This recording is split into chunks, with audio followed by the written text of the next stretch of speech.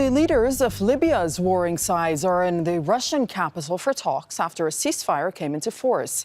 Now, it's raised hopes that the warlord Khalifa Haftar and the Prime Minister of the UN-recognized government, Fayez al-Sarraj, will begin to find a path towards ending years of civil conflict. International diplomatic efforts to end the fighting have stepped up in recent weeks. A truce brokered by Turkey and Russia came into force on Sunday morning, and both Turkey's president and Italy's Prime Minister have announced that they will attend a Libya peace conference in Berlin later this month. We support plans for the Berlin conference, and myself, the Russian President Vladimir Putin and the Italian Prime Minister Giuseppe Conte will all be in attendance. Mr. Putin and I agreed to reach a ceasefire in Libya, the ceasefire which began on Sunday, and our delegations are now in Moscow to discuss this, and I hope it will be permanent. We have three correspondents covering this story. Mahmoud Abdelwahed will join us from Tripoli. We have Step Vaessen, who's in Moscow, where the talks are happening right now. But first, we'll bring in Jamal Elshayyal. He's joining us in the Turkish capital, Ankara. And as these meetings are underway right now in Moscow, Jamal, the Turkish and Italian leaders were in Ankara. What was the message that they sent out?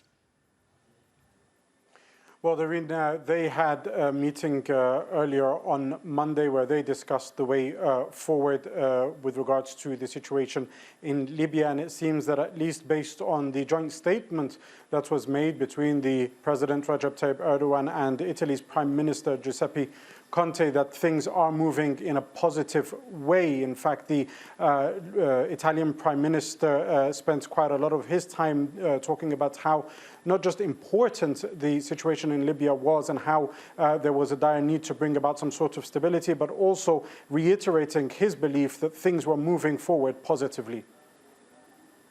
The situation in Libya is very important, and we have agreed there must be a ceasefire. The Turkey-Russia agreement will help a lot in this regard, and now we have a window of opportunity that's been opened, and we want this window to pave the way for a lasting peace in the region.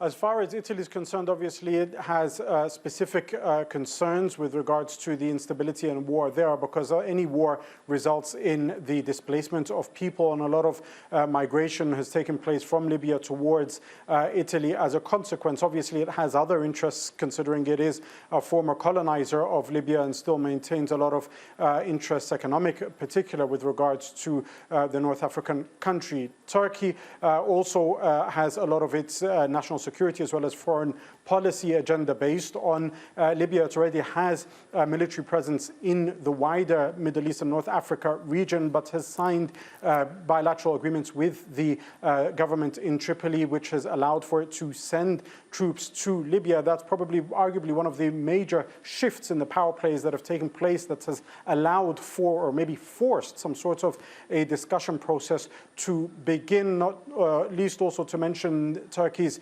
interests with regards to mining and extracting natural resources in the Mediterranean Sea, considering the two countries share maritime borders. So Turkey will be pursuing this very vigorously, as it has over the past few weeks, and all the signs show that as things gear up from the meetings that took place between Erdogan and Prime Minister Sarraj in Istanbul 24 hours ago, now these meetings that took place between him and the Italian Prime Minister, and then moving forward to this Berlin conference, that there is at least some semblance of a process that could provide some sort of hope that at least the fighting will end, or at least pause for a while. Okay, Jamal, thank you for that update from Ankara. Let's bring in Step Vaessen. She's joining us from Moscow to discuss more of that process that Jamal was just referring to, and particularly what's happening right now in Moscow, and if we have any information on whether Haftar and Sarraj themselves will be meeting.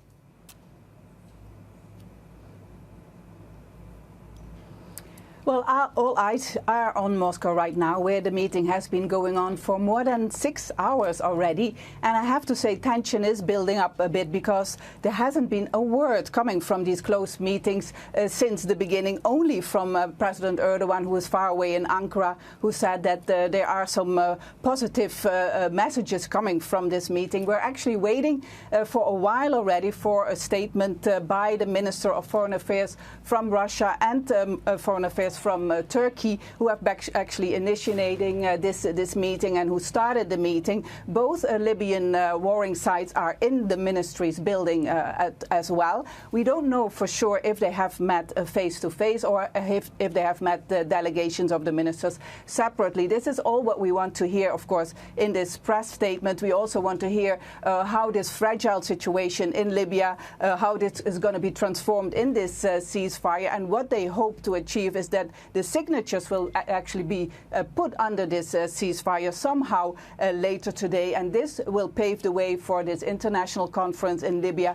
which is Germany hoping to organize within a week from now. But it's a very, of course, crucial meeting, and we can see that Turkey and Russia here have a very important role in brokering this ceasefire. Okay, Step, we'll cross back to you a little later. For the time being, thank you. Let's bring in Mahmoud Abdelwahed joining us from Tripoli. So all these meetings taking place outside of Libya, discussing Libya, Mahmoud, and what happens, really what's important is what happens on the ground where you are. We understand there's a ceasefire that's meant to be in place. Just bring us up to speed with what you're hearing. Well, Doreen, the situation has changed on the front lines. The escalation has been very notable during the past 24 hours, with the exception of deployment and also regrouping, repositioning by Haftar's forces in several axes in southern Tripoli. That's according to government military sources. And meanwhile, people here in Tripoli, they are hopeful that these peace talks will come up with a solution to this conflict. Here also, the Maitiga airport, the only operational airport in Tripoli that was closed down because of multiple attacks by Haftar's forces over the past months, has now resumed aviation, taking the opportunity of the de-escalation atmosphere. But in fact, the government of National Accord has repeatedly called for Haftar's forces to pull out from southern Tripoli as a prerequisite for any peaceful talks. But meanwhile, Doreen, here in the west of Libya, this is the camp led by the government of National Accord. Many institutions, including political parties, and along with the religious endowment institution here, they have also one demand, is to Haftar's forces should pull out from southern Tripoli as a condition for these peace negotiations to go on. But meanwhile, it seems that the gap between the two camps is very wide, and it needs a lot of time and effort to be bridged. We're getting reports from the city of Tarhuna, the major supporter of the warlord Khalifa Haftar, and in fact it has a central command for Haftar's forces there, that the Elderly Council is now blaming Haftar for what they call not consulting them in this meeting. He has not spoken with them before he decided to go to Moscow and meet with the mediators. But meanwhile, we're getting also reports from Moscow, Doreen, that the two delegations have not met face-to-face, and Haftar's delegation until now is rejecting the Turks to be the mediator in this ceasefire call. In all cases, Doreen, the situation remains very tense in southern Tripoli, despite the fact that it has been quiet over the past 24 hours. But all eyes, like Step said, are now on Moscow to see what conclusions will come out of this meeting. Yeah, and we'll wait to see what comes out of Moscow. Mahmoud, I'll let you go for now for the time being. Thank you for that update from Tripoli itself. Let's speak to Mustafa Fitri. He's a Libyan academic. He's also a contributor to Al-Monitor. He's joining us via Skype from Paris. Good to have you with us on the Al Jazeera News Hour. What are the chances of success coming out of Moscow? Thank you for having me, Darren. I think the chances are 50-50, no more than that. I think the most sticking point probably is what your reporter from Tripoli asked, just suggested, and that is the condition of having Haftar forces withdraw from southern Tripoli. And of course, I do not see how Mr. Haftar could accept that condition, because simply it could mean defeat for him. Plus, the other point he mentioned, your reporter mentioned about the city of Tarhuna, about 80 kilometers south of Tripoli. and it is the main supply point and control point for Haftar's forces. And of course, if he leaves that area, there will be revenge against Tarhuna, and probably that's why they are angry.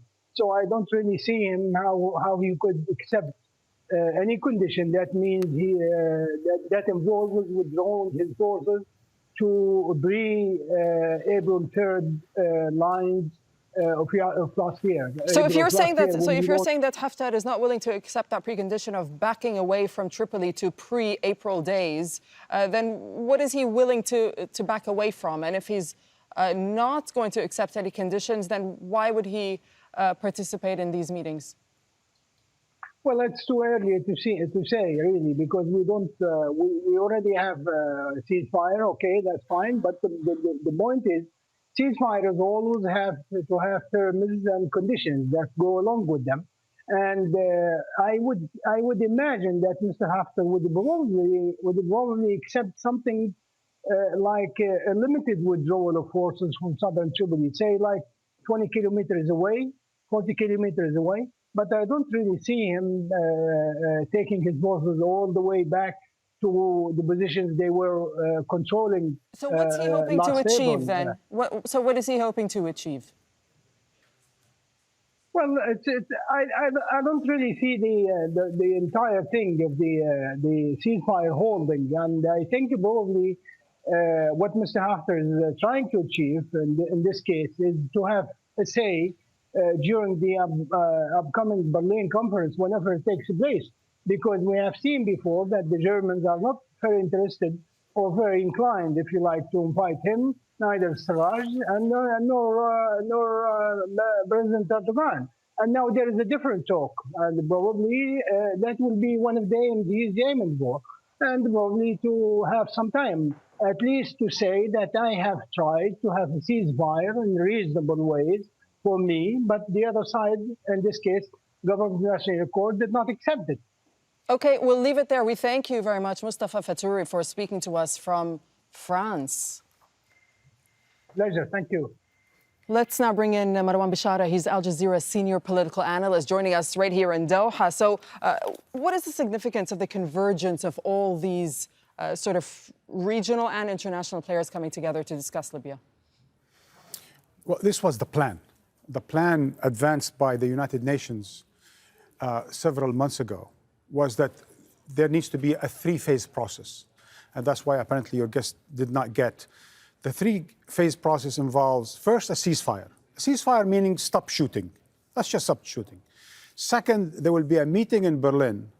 And the meeting in Berlin is for the stakeholders, the non-Libyans who have been influencing the situation in Libya one way or another, so that they agree on the general guidelines about what is required from the Libyans themselves on a roadmap of sort to arrive at a deal, which takes us to the third phase, when the parties within Libya, namely Sarraj and Haftar and their allies, need to get together and speak about political solution. Because at the end of the day, the ceasefire is temporary. What Libya needs is a permanent solution, and that requires the international and regional stakeholders agreeing and then bringing in the Libyan parties in order to talk about long-term solutions. Does it sound to you, from what you've seen today, like they are agreeing? Because there are several who have different stakes when it comes to Libya. It's actually worse than that. Allow me to vent, because we've been talking about this for 8 months. For 8 months, the world was recognizing a legitimate government in Tripoli, except on the ground, and some of the world states were supporting a warlord called Khalifa Haftar, a warlord. He was not recognized by anyone until some regional parties like the United Arab Emirates, Egypt, and others stepped in, started supporting him. And when that happened, he started making advances. And that's when all the parties that were sitting on their hands, like the Italians, like the French, and others, starting appeasing Haftar. And we just saw the images, and we're seeing them now. The images of Conte, the Iranian Prime Minister, the Italian Prime Minister, with the Libyan warlord. Total appeasement of someone who's supposed to be recognized as a warlord. That's what we got today. We got today because the Turks, and they need to be given credit.